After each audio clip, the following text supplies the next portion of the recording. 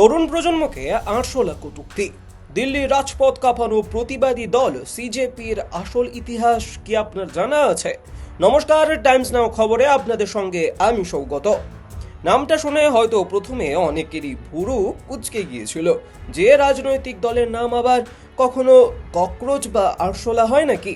কিন্তু আজ দিল্লির রাজপথ থেকে শুরু করে দেশের রাজনৈতিক মহলে সবচেয়ে বেশি আলোচিত শব্দ এই আরশোলা বা ককরোচ জনতা পার্টি। আজকের এই বিশেষ প্রতিবেদনে আমরা আপনাদের সামনে তুলে ধরব কিভাবে প্রধান বিচারপতির একটি কটূক্তি থেকে জন্ম নিল এই ককরোচ জনতা পার্টি এবং কি তাদের এই তীব্র আন্দোলনের আসল ইতিহাস। এই অভূতপূর্ব আন্দোলনের বীজ লুকিয়েছিল সুপ্রিম কোর্টের একটি হাই প্রোফাইল মামলার শুনানিতে। কিছুদিন আগে দেশের সর্বোচ্চ আদালতের তৎকালীন প্রধান বিচারপতি দেশের নতুন প্রজন্মের যুব সমাজ, চাকরিপ্রার্থী ও প্রতিবাদী তরুণদের কটাক্ষ করে তাদের সঙ্গে আরশোলার তুলনা করেছিলেন। শুনানিকালে তিনি মন্তব্য করেছিলেন যে কিছু তরুণ আছে যারা আরশোলার মতো, তারা কোনো পেশার জায়গায় গিয়ে কাজ করে না, তারা একটা ইনস্টাগ্রাম বা সোশ্যাল মিডিয়াতে বুক খুলতেই জানে। তারপর তাদের মধ্যে কেউ মিডিয়ায় যায় বলে বলেছেন এবং তার সাথে কেউ আরটিআই কর্মী হয়।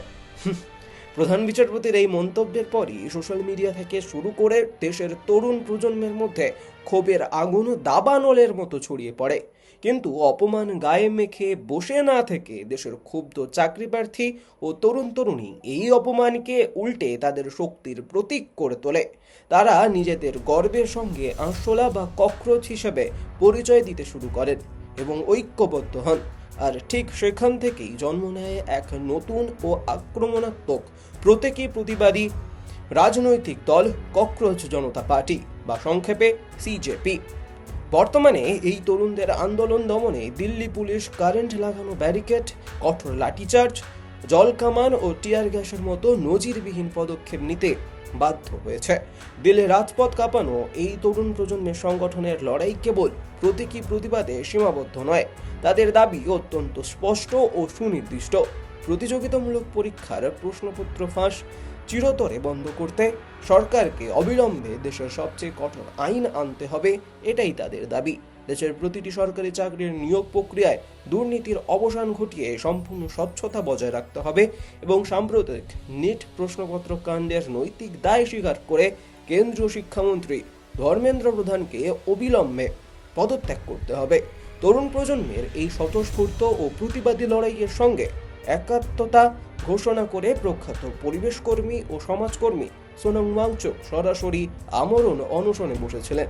পেপার ফাঁসের জেরে যাদের ভবিষ্যৎ অনিশ্চিত এবং অন্ধকার হয়ে পড়েছে, সেই দেশের লক্ষ লক্ষ তরুণ আজ একজোট হয়ে বার্তা দিয়েছে যে আরশোলা হুট করে মরে না, আর তারা একসঙ্গে জোট বাঁধলে আস্তে আস্তে একটা আস্ত রাজপ্রাসাদও গুঁড়িয়ে দিতে পারে।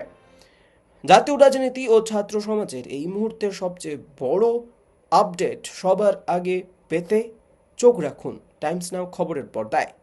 ধন্যবাদ। See, the meeting took place in a cordial atmosphere. We told them about our three main demands. The most non-negotiable demand is Dharmendra Pradhan's resignation or him being fired from the cabinet. Number two is the 1 crore compensation for the families of the dead NEET victims.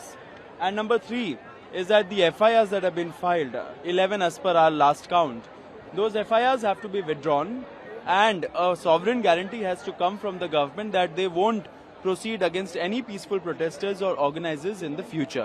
That sovereign guarantee has to come. At the same time, we also told them about the further talks that we want to have with them on the 5-point policy demand charter that we had launched many days ago. That is to change holistically and foundationally the education system and to address the paper leaks. Along with this, we also told the government about the many instances of detention of young people in Delhi who were either on their way to Jantar Mantar or were going away from Jantar Mantar with food and other things. These young people have been detained and they have continuing to detain them since yesterday. The government told us, both ministers Nadda and Jitendra Singh ji, they told us that nothing of this sort is happening. However, there are instances, and for that they said that they are sure that nothing like this will happen from now on.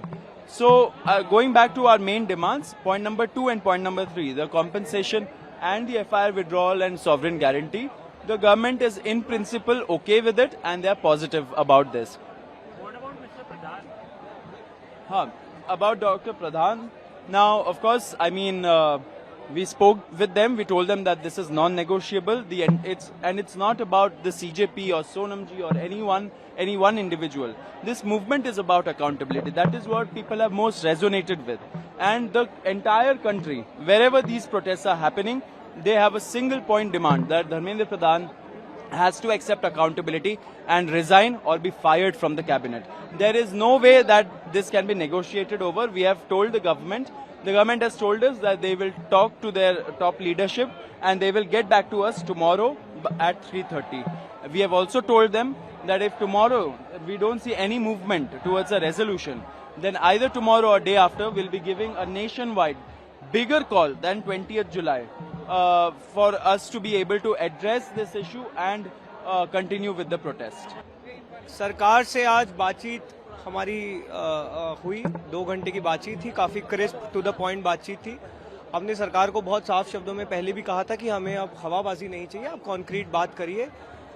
सरकार ने जो 2 हमारी मांगे हैं, जो 3 हमारी मांगे हैं, उनमें से 2 मांगों पर काफ़ी पॉजिटिव रिस्पांस दिया है और काफ़ी इन प्रिंसिपल एग्रीमेंट दिखाया है 1 करोड़ कॉम्पनसेशन पर।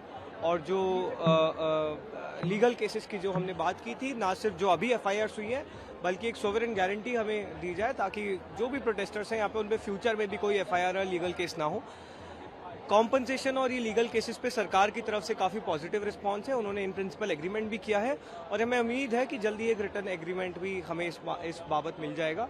धर्मेंद्र प्रधान के इस्तीफे पर सरकार से विस्तृत चर्चा हुई। हमने सरकार को ना सिर्फ जंतर मंतर पर जो प्रोटेस्ट चल रही है बल्कि जो देश भर में समय प्रदर्शन चल रहे हैं, 150-200 से ज़्यादा शहरों में समय प्रदर्शन चल रहे हैं, सबकी बहुत साफ शब्दों में एक ही मांग है, धर्मेंद्र प्रधान का इस्तीफा या कैबिनेट से उनकी बर्खास्तगी। ये सेंटीमेंट ये हमने सरकार को बहुत साफ शब्दों में बता दिया है। हमने कहा है कि इसके नीचे कुछ भी मंजूर नहीं होगा। सरकार ने बोला है कि इस बारे में प्रधानमंत्री को अवगत कराया जाएगा और जल्दी इस बारे में एक डिसीजन लिया जाएगा। कल दोपहर में सरकार ने फिर से एक और मुलाकात की बात की है और हमने बताया है कि हमें जल्द ही अब एक ठोस निर्णय इस मुद्दे पर चाहिए, वरना हम एक और नेशनल कॉल देने को मजबूर होंगे। नहीं, रिस्पॉन्स तो देखिए लंबा डिस्कशन हुआ, ना ऐसा कुछ हाँ ना ऐसा कुछ ना वाली बात हुई, लेकिन हाँ हमने सरकार को बहुत साफ शब्दों में लोगों का सेंटिमेंट समझाया है कि ये सिर्फ अब कॉकरोच जनता पार्टी की या जंतर मंतर पर चल रहे प्रोटेस्ट की नहीं बल्कि पूरे देश की मंशा है कि उन्हें बर्खास्त किया जाए, उन्हें इस्तीफा देना होगा। और सरकार ने जो डेलीगेशन था उन्होंने बहुत क्लियरली बोला है कि इस मुद्दे को बहुत क्लियरली प्रधानमंत्री के सामने रखेंगे।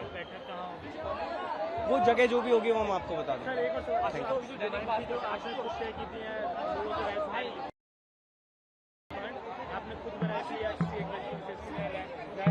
नहीं, हमारी पूरी पॉलिसी टीम है जो वैष्णवी गौड़ हमारी स्पोक्स पर्सन जिसे लीड करती है, टीम ने वो ड्राफ्ट भी अकेडमिशियंस हैं, एजुकेशनिस्ट हैं, यहाँ पे कई सारे स्टूडेंट्स और वो आए हैं, उनके कंसल्टेशन के बेसिस पे लिया गया था।